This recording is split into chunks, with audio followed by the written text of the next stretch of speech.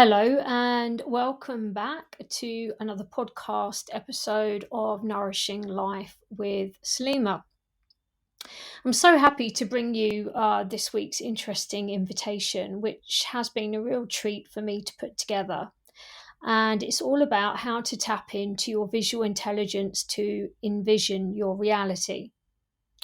So, in this week's podcast, I draw upon my experience and knowledge of yoga, philosophy, and science, discussing the crossover of these fields in helping us understand how we actually see reality. You'll learn about illusions of the eyes and brain, learn more about vision and perception to live beyond our everyday experiences.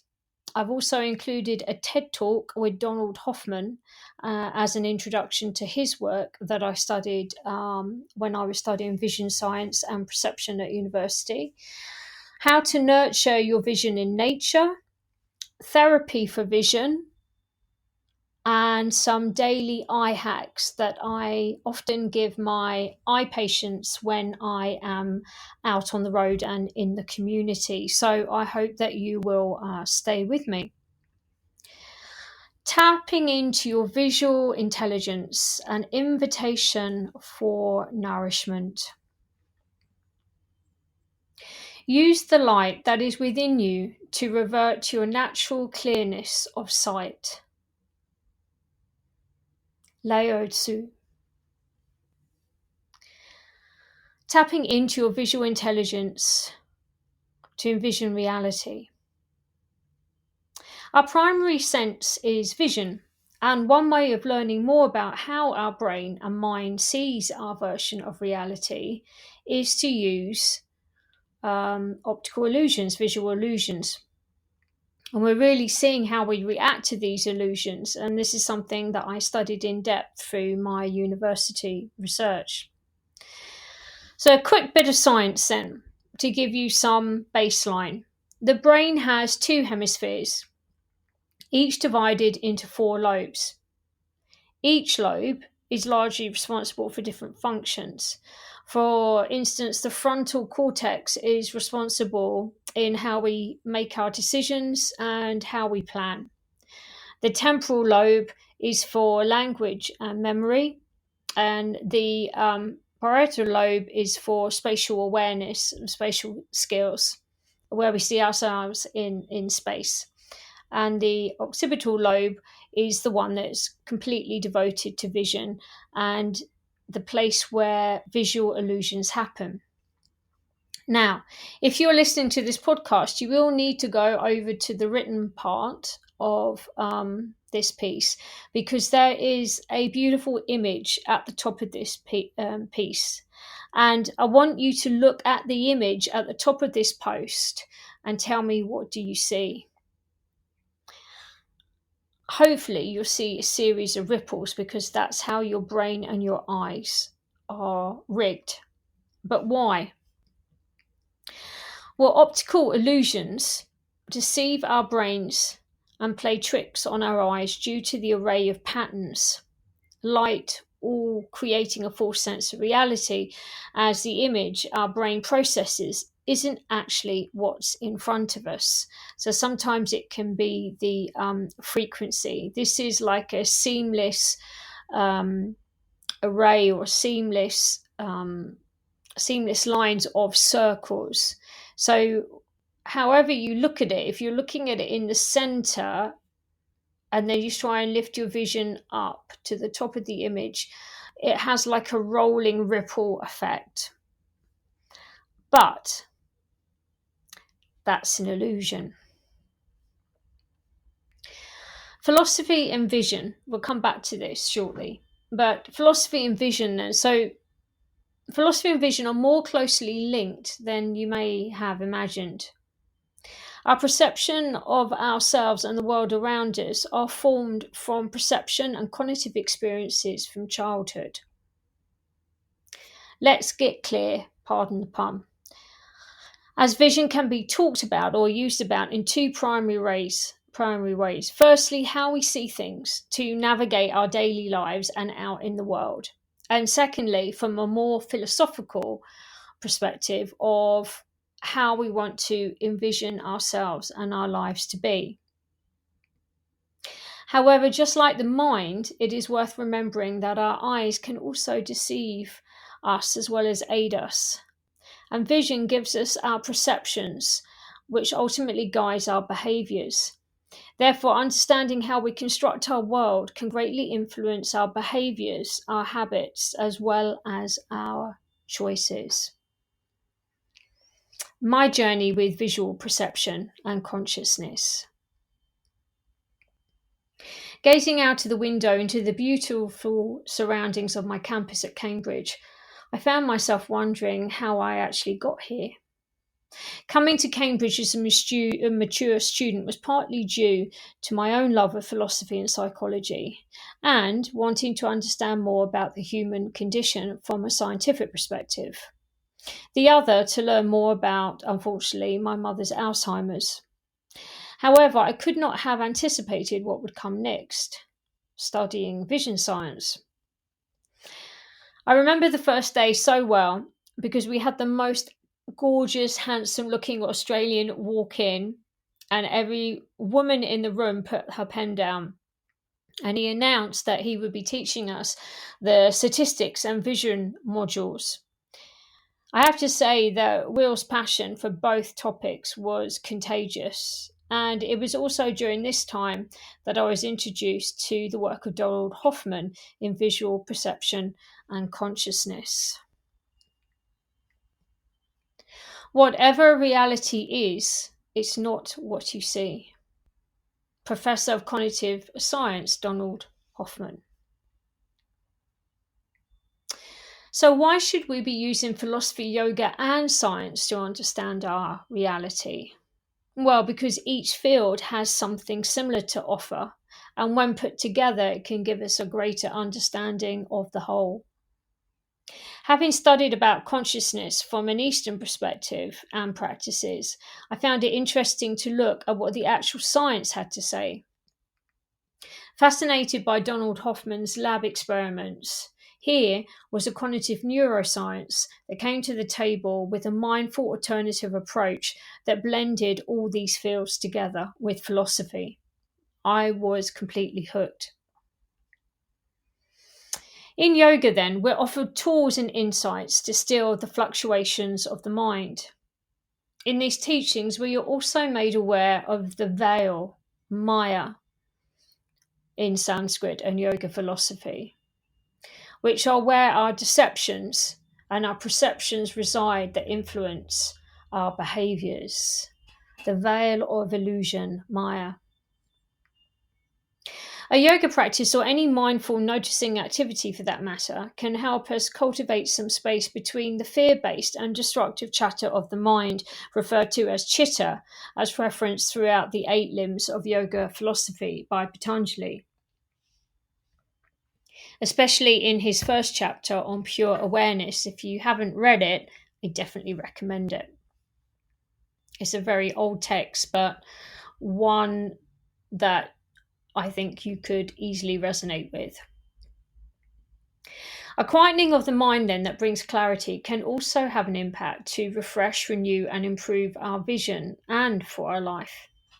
Meditation and mindfulness, in a sense, is giving our senses permission to just be rather than overloaded. And the result of that, then, is better clarity of and in the mind, which can often improve what we see. We know this from studies of people when they're exhausted, tired, insomnia patients.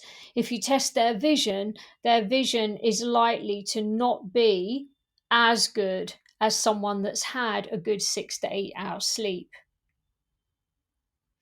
Someone that is chronically stressed, not necessarily depressed, but someone that is constantly stressed, the stress will have an impact on vision. So you'll get more blurry, possibly double vision as well. What we want then is better clarity. And sometimes just noticing the greater details of life around us bring us a greater appreciation in the process as well as the clarity. Science, however, explores and asks another set of fundamental questions. How can we trust what we really see? And how do we construct/reconstruct our reality? Why is this important? Well, because, like I said at the beginning, our perceptions guide our behaviors and ultimately how we interact with our environment and others. Evolution has shaped our sensory systems, such as Darwin's theory, to be able to navigate and survive in the world, but to see reality as it is objectively. But what if to see object reality is actually zero? And what if I told you that our senses are just merely a cognitive filter, which does the complete opposite to what we think? Meaning they might be actually preventing us from knowing the true nature of reality.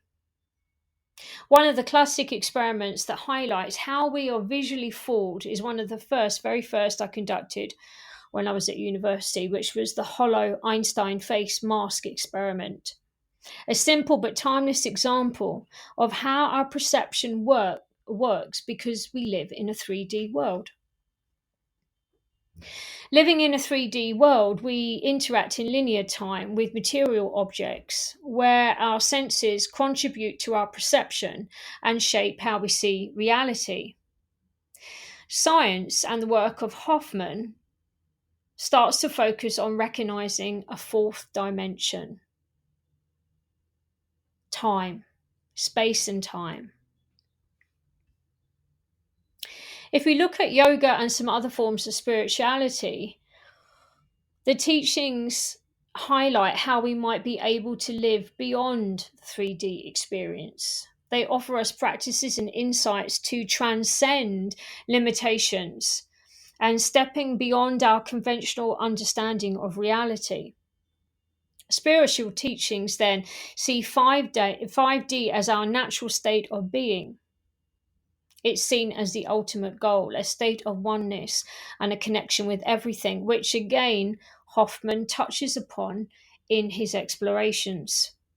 If you want to hear more about his talk, and this was a TED talk that he first did 9 years ago, then I've included the link in the post. So do go and check it out. So I think it's about 20 minutes. He's also got a new book that was just released, I think, or not too long ago.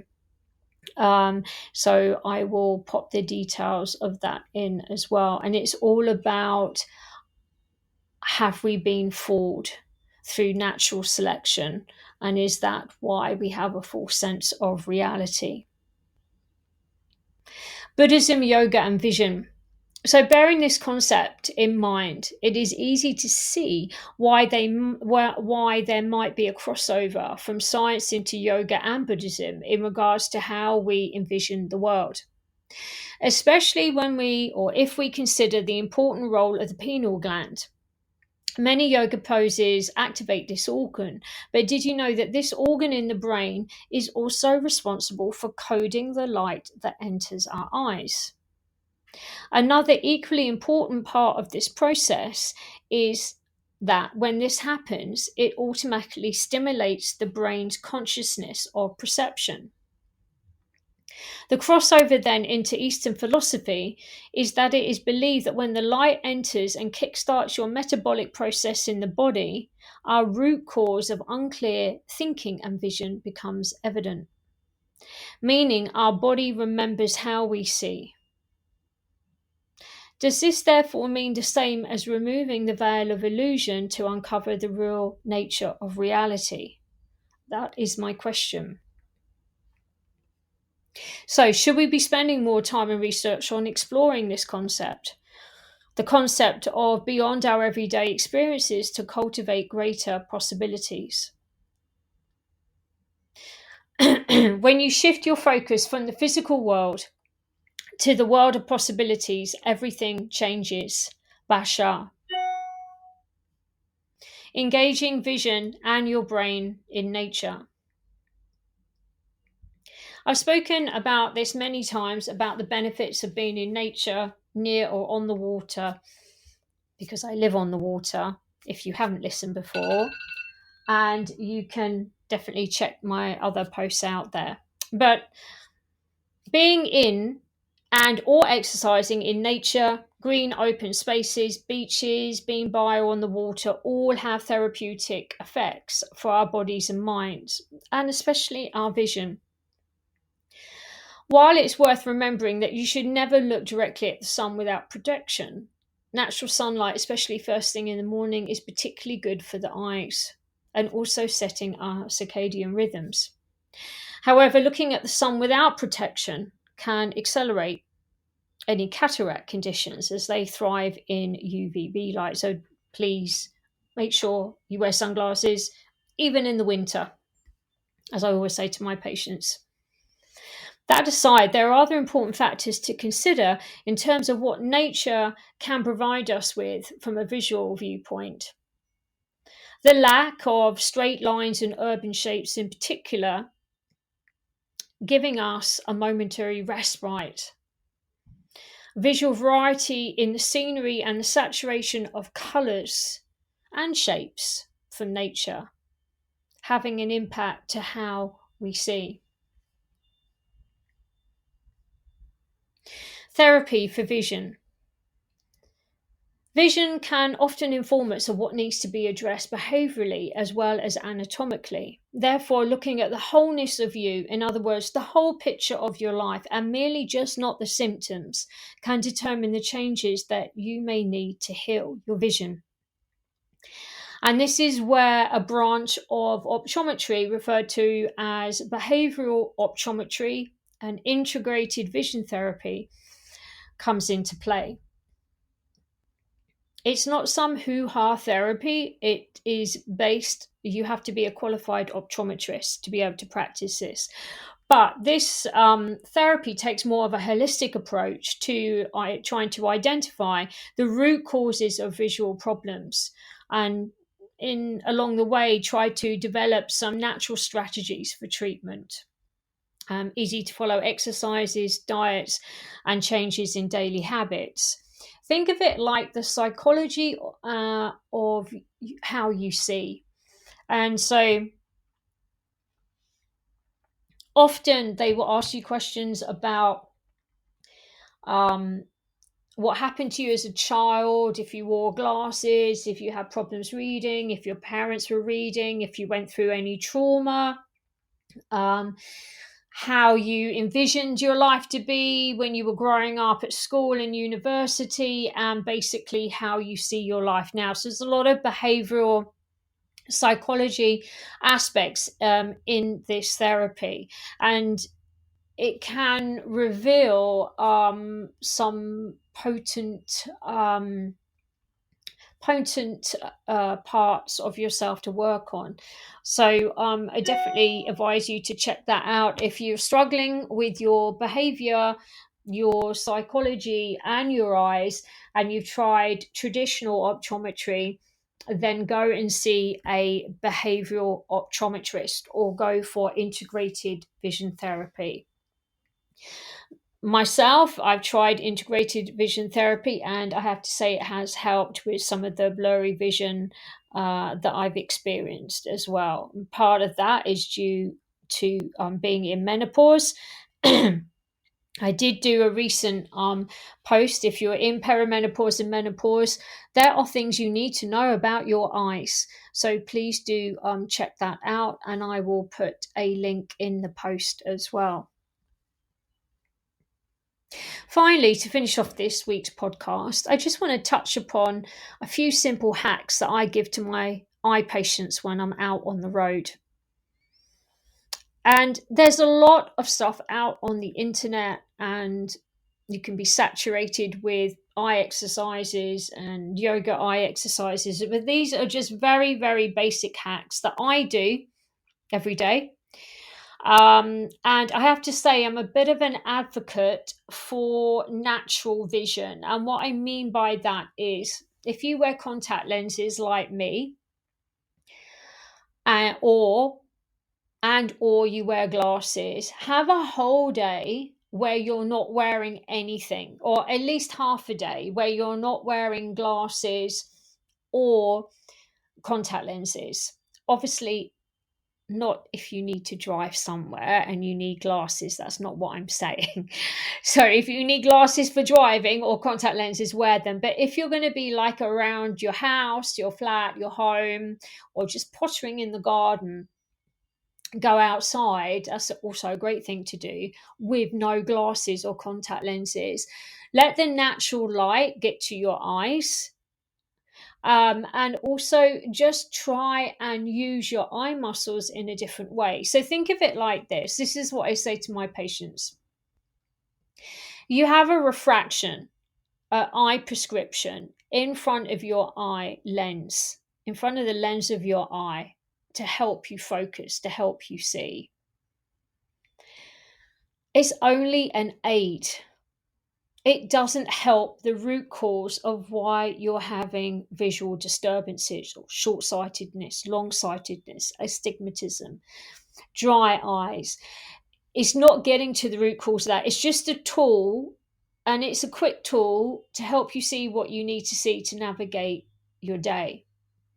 The problem with any glasses or contact lenses is that we're not exercising our natural vision. In other words, the eye muscles get lazy because you're doing the work for them. You put a lens in front of your eye lens with the prescription, the eye muscles don't have to do anything. You take it away and suddenly they have to try and focus.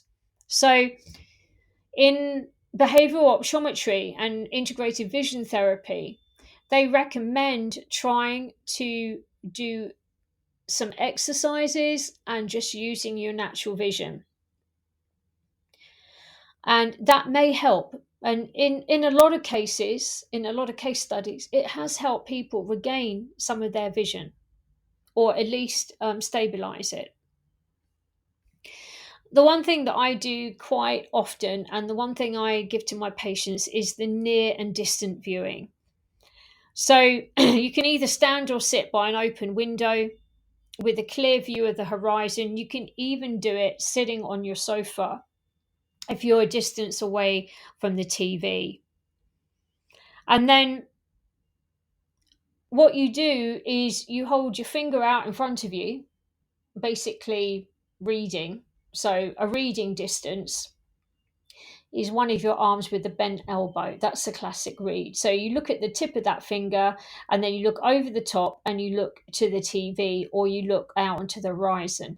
You flick back to the near vision, to the fingertip, and then you alternate between near and distance viewing. You can do it another way. You definitely can. You can focus on the tip of your nose for 5 to 10 seconds and then look out into the distance if you want to. But I like to keep it really simple. So literally, I look at the finger, reading length, and then I look to the TV, and I go back and forth 10 times.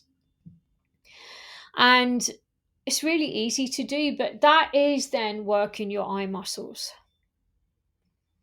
The other one is a great one is palming. So if you practice yoga or meditation, you may be familiar with that.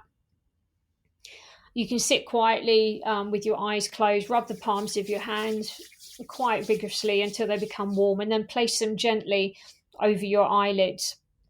So basically, your eyes want to be in line with the center of your palm. So the idea is the warmth of the palms are being transferred into the eyes and the eye muscles. And it's quite a calming, relaxing practice to do.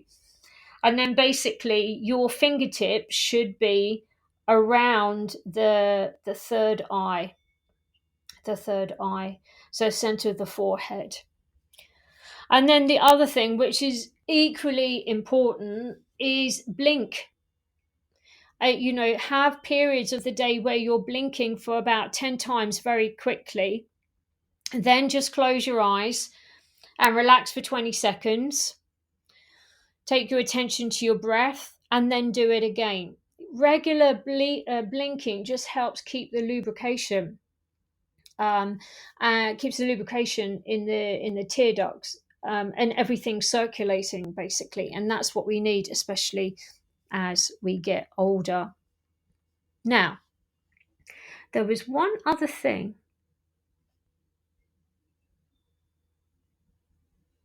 that I wanted to talk to you about, and I think we touched upon it, but pardon me, I'm just going to go back. Oh, yeah. Okay, I see. Yeah.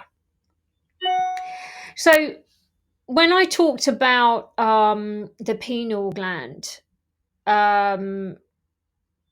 just in case you don't know where that is, and this is relative to yoga because in yoga they refer to it as the third eye center. The pineal gland is basically in the center of your forehead. And so in yoga, this is classed as the seat of intuition, the seat of being connected, this concept of oneness, of heightened intuition. So it sort of makes sense how these different fields, yoga, vision, science, Buddhism, and philosophy, how they all really cross over and interact with each other. And I think that's what we need to do in order to find tools that help us understand who we are and how we navigate the world. We need to draw on all these multidisciplinary fields and go beyond the black and white. So go beyond the third D world, a 3D world, and think outside the box, basically. So if you're a thinker outside the box, then I hope that you've enjoyed this podcast. If you're not a thinker outside the box, I hope you equally enjoyed this podcast and it has given you some food for thought.